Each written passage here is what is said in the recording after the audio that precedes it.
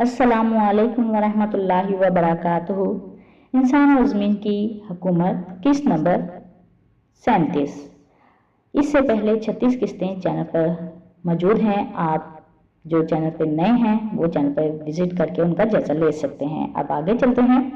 इसी तरह जुल्कुरनैन ने अपना सफर जारी रखा और रास्ते में कई कौमें और इलाके आए। जुल्कुरनैन का लश्कर आगे बढ़ता रहा, यहाँ तक कि जमीन का दूसरा किनारा आ गया कि जहां से सूरज तुलू होता था। इससे आगे जाने का कोई रास्ता ना था। वो वहां एक कौम ऐसी पाई जिसके लिए सूरज के सिवा कोई पर्दा नहीं था, ना इनका कोई घर बार था और ना ही कोई खेती बाड़ी का सामान और ना ही इनके बदन पर कोई लिबास था। मर्द जन नंगे फिरते और खाते और दूसरे शहरों से लूटमार करके ले आते थे। यानी वो एक ऐसी कौम पर पहुंचे कि जो सहरा में रहती थी और इसके आगे पानी था। क्योंकि सहरा में होने की वजह से खेती नहीं हो सकती थी, जमीन साथ ना देती थी, तो ना वो वहां कपास होती थी कि लिबास बना सकें और ना ही कोई दरख्त वगैरह के घर बना सकें। चुनाचे वहां मर्द औरतें सब नंगे रहते थे। जानवरों की तरह कोई किसी से शर्म महसूस ना करता, जानवरों की मानंद ही जमा किया करते थे और खाने के लिए दूसरे शहरों से लाते। और वहां का मौसम भी ऐसा ही था जैसे अमूमी तौर पर सहराओं का होता है कि दिन को तो सख्त गर्मी पड़ती है और रात के वक्त सख्त सर्दी। चुनाचे वो रात को दूसरे शहरों में जाते और खाने वास्ते असबाब तलाश करते और जो मिलता लूट लाते और दिन के वक्त सूरज की रोशनी और तप से अपने जिस्मों को कुव्वत पहुंचाते। जुल्कुरनैन का लश्कर वहां जब पहुंचा तो लोगों ने इन्हें लूटने की खातिर इनसे जंग शुरू कर दी। एक रिवायत के मुताबिक कि जैसे हजरत अली से मंसूब किया जाता है, जुल्कुरनैन का नाम जुल्कुरनैन होने की वजह से थी। अल्लाह ने इन्हें दोबारा जिंदगी अता की थी। एक बार जब वो सूरज गुरूब होने की जगह पर पहुंचे तो इसे काले पानियों में गुरूब होते पाया और वहां एक ऐसी कौम थी जो जानवरों की खाल पहनती थी, इसके सिवा इनके जिस्म पर कुछ ना होता, इन्हीं का शिकार करके खाते। चुनाचे जब जुल्कुरनैन का लश्कर वहां पहुंचा तो अल्लाह ने इन्हें कुव्वत दी कि वो कौम के साथ जो करना चाहें कर सकते हैं। उन्होंने अदल हुक्मरानों की तरह फरमाया, जो नेक अमाल करेगा इसके लिए अच्छा बदला होगा, जो बुरा करेगा लिहाजा सजा का हकदार होगा। रिवायत है इस जंग में जुल्कुरनैन शहीद हो गए तो अल्लाह ने इन्हें दोबारा जिंदगी अता फरमाई। तब वो फिर लड़े, फतह मुबीन हासिल की, वहां के लोगों को अल्लाह की बंदगी में झुकाया और जो सरकश थे उन्हें जहन्नम वसल किया। दूसरी दफा मज़कूरा बाला कौम से जंग के दौरान भी हजरत जुल्कुरनैन शहीद हुए। तब अल्लाह ताला ने इन्हें एक बार फिर जिंदगी अता फरमाई। इस तरह आपका नाम जुल्कुरनैन हुआ। वल्लाह आलम। चुनाचे जुल्कुरनैन के लश्कर ने इनसे जंग की और इनमें से जो लोग ईमान लाए इनके साथ अच्छा बर्ताव किया गया और अपने लश्कर में से कुछ नेक लोगों को इनकी रहनुमाई के लिए रखा। इन्हें अतायत इलाही के मुताबिक जिंदगी गुजारने की रहनुमाई फरमाई और अलावा इसके धूप और गर्मी सर्दी से बचने के लिए जो तरीकाकार मुयसर हैं इनसे आगाह किया जाए। अलगर्ज के मेहनत और मशक्कत से अपनी तर्ज जिंदगी को बेहतर बनाने के लिए अपने चंद नेक और साहिब अकल लोगों को छोड़ा। जो लोग इनमें सरकश थे, जिन्हें देखा कि वो अतायत कबूल करने वाले नहीं और ना ही ईमान लाएंगे और जमीन में खराबी करेंगे, हर सूरत इन्हें कत्ल कर दिया और जहन्नम वसल किया। बाद इसके सब के जब वहां सब कुछ ठीक हो गया, लोग ईमान वाले रह गए, अल्लाह का हुक्म और बंदगी बजा लाने वाले हुए और अपने तर्ज जिंदगी बेहतर बनाने लगे। तब जुल्कुरनैन ने वहां से अगले सफर का इरादा बांधा जो शिमाल की जानिब था। चुनाचे जुल्कुरनैन ने अपना अगला सफर शिमाल की जानिब शुरू किया। वहां से एक ऐसी जगह जा पहुंचे जिसके बारे में कुरान सूरह कहफ में इरशाद हुआ है, तर्जमा है, फिर जुल्कुरनैन पीछे चला एक और राह के, यहाँ तक कि जब पहुंचा दरमियान दो पहाड़ों के तो वहां पाया एक ऐसी कौम जो ना समझती थी किसी बात को। रिवायत में तज़किरा है हजरत जुल्कुरनैन जब शिमाल की हद में पहुंचे तो वहां दो पहाड़ों को खड़ा पाया, दीवार की मानंद, और इनके पार जाने का कोई रास्ता न था सिवाय इन दोनों पहाड़ों के दरमियान वाली खाली जगह के। और वहां एक ऐसी कौम थी जिनकी जुबान जुल्करनैन के लश्करों में से किसी को समझ ना आती थी। इन लोगों में ज्यादा लोग हकीम और जाहिद थे, इल्म बयान भी रखते थे, लेकिन दोनों पहाड़ों में बसने वाले लोगों एक दूसरे की जुबान ना समझते थे। दोनों के दरमियान पहाड़ आड़ थे और इन दोनों पहाड़ों के दरमियान की जगह से खुला था, जहां से याजूज या मजूज आते और इनको लूट मार करके चले जाते। याजूज मजूज दो ग्रोह थे, कसीर तादाद थे कि तादाद इनकी सिवाय अल्लाह के किसी को मालूम ना थी, और वो दोनों पहाड़ों के इस तरफ रहते थे। एक पहाड़ कौम याजूज का और दूसरा पहाड़ मजूज का। ये दोनों कबीले हजरत नूह अलैहिस्सलाम के बेटे याफस बिन नूह की नस्ल में से थे, जो औलाद नूह के जमीन पर फैल जाने से वहां आकर आबाद हो गए थे। बाद रिवायत के मुताबिक याफस नूह की नस्ल से एक आदमी या मजूज हुआ जिसकी ये सारी नस्ल थी। इनमें से आगे चलकर एक बादशाह याजूज हुआ और फाता ठहरा। तब इनकी नस्ल अपने जद के साथ यानी कि बाउजदाद के साथ इनके नाम से लगाती। और बाज के मुताबिक ये दो भाई थे याजूज माजूज, जिनकी ये नस्ल थी अलगज नस्ल। इनकी बेहद थी कि सिवाय अल्लाह के इनकी तादाद किसी को मालूम नहीं। इसी सूरत में आदमियों जैसे थे, लेकिन कदरो कामत में कमो पेश थे। बाज इनमें ठगने वाले थे, बाज दराजकार थे, बाज ठिगने थे, बाज गज और बाज कदो कामत एक बिलिश के थे, लेकिन कान इनके बड़े बड़े मानिंद हाथियों के और जमीन पर लटकते थे। अपना एक कान जमीन पर बिछाते और दूसरा ओढ़कर सो जाते और मानिंद मेहमानों के रहते कि कोई एक दूसरे से कोई शर्मो हया नहीं करता, जानों की मानिंद ही एक दूसरे से जमा करते थे और जानों की मानिंद ही कज़ाए हाजत वगैरह करते थे। यानी किसी भी तरह से तहजीब इनमें ना पाई जाती थी और ना ही इन पर मौत है कि इनकी तादाद कम हो या किसी तरह जंग करके इन पर फातह हासिल की जाए।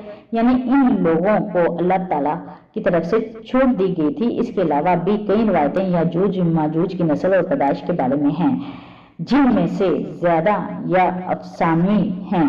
फिर इसराइली रवैयों जैसे काबुल अहबार रहमतुल्लाह वगैरह से मनकूल हैं, जो बाद में इस्लामी मुफस्सिरीन ने तफसीर में शामिल कर लिए। ज्यादा नहीं, यही रिवायत है कि याफेस बिन नूह की नस्ल से थे।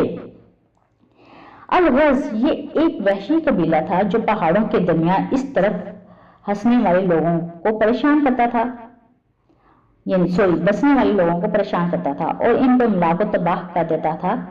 सारा पानी या तो पी जाते थे, इस तरह खराब कर जाते थे कि इस्तेमाल की काबिल ना रहता। वहां के खेतों में तिल की पैदावार होती और तिल याजूज माजूज के मरगूब खुराक थी।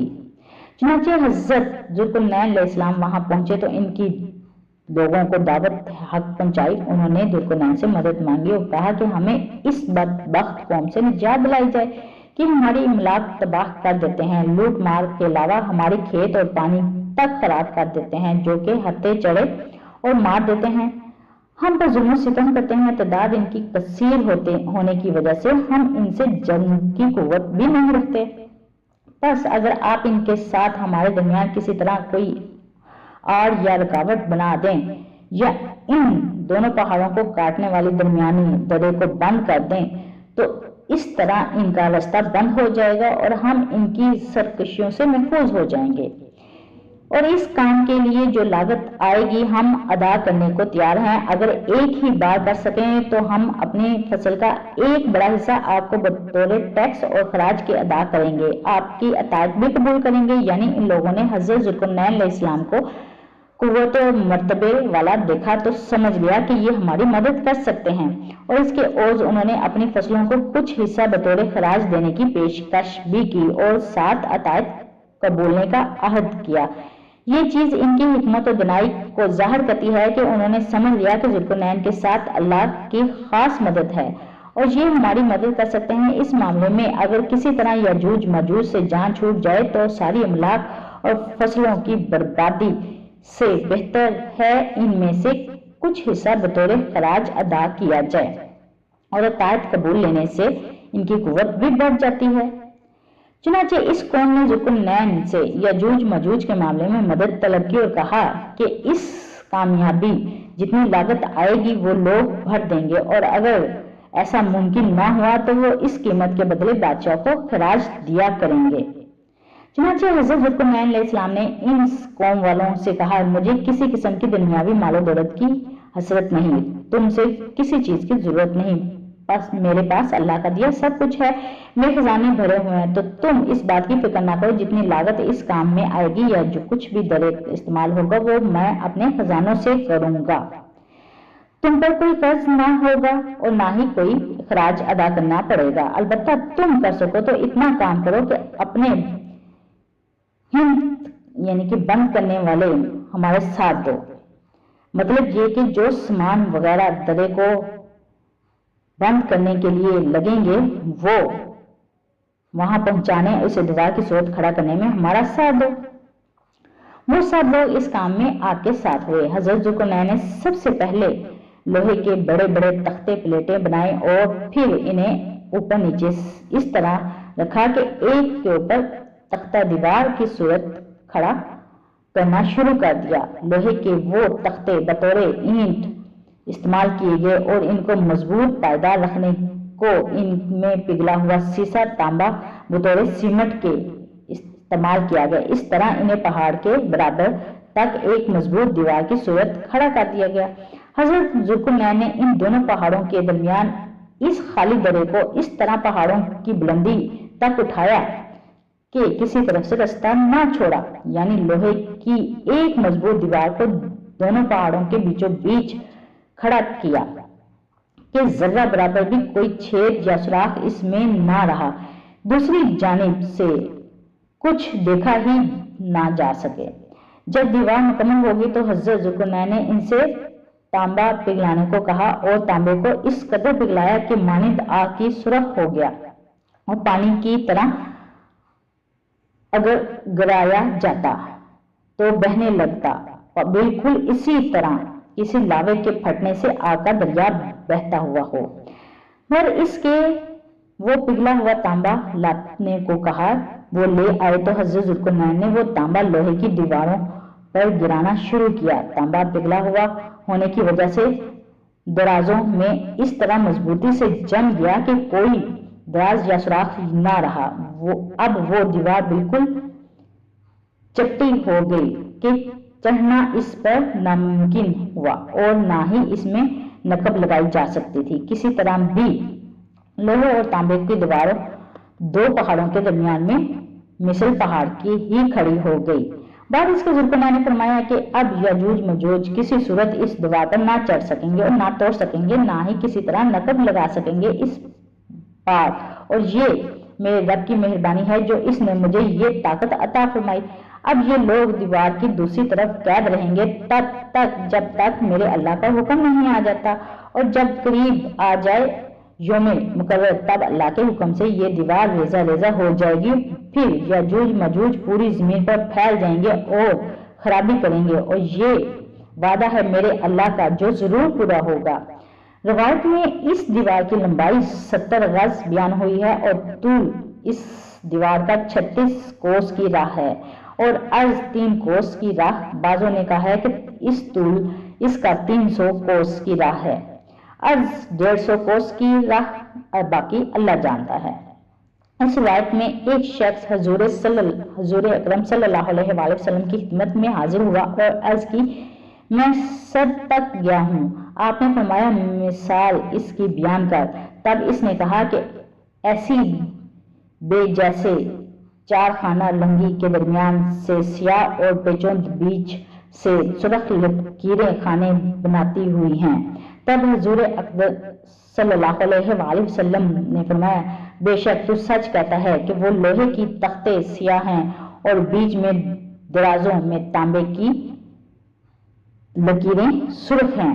असली दीवार अल्लाह के सिवा किसी को भी ठीक से नहीं पता कब यहूदी पहुंचने, अगर उन्हें पता चल जाए कि वो दीवार वहां है तो यहूदी कब से वहां पहुंच जाए। इस दीवार का ख्याली समझ लिया जाए। हमने हमेशा कोशिश की है कि हकीकत से قریب تک جانے کی، لیکن کچھ چیزیں اللہ نے اپنے پاس رکھی ہیں۔ بے شک ہم جو نہیں جانتے اللہ پاک جانتا ہے۔ اللہ پاک ہم سب کو اپنے حفظ و ایمان میں رکھے، آمین۔ قسط جاری ہے، قسط نمبر 38 یعنی کہ 38ویں قسط لے کر جلد حاضر ہوں گی۔ دعا میں یاد رکھیے گا، پڑھنے میں کوئی بھول چک ہوگی ہو تو درگزر کیجیے گا، دعا میں یاد رکھیے گا۔ اللہ حافظ۔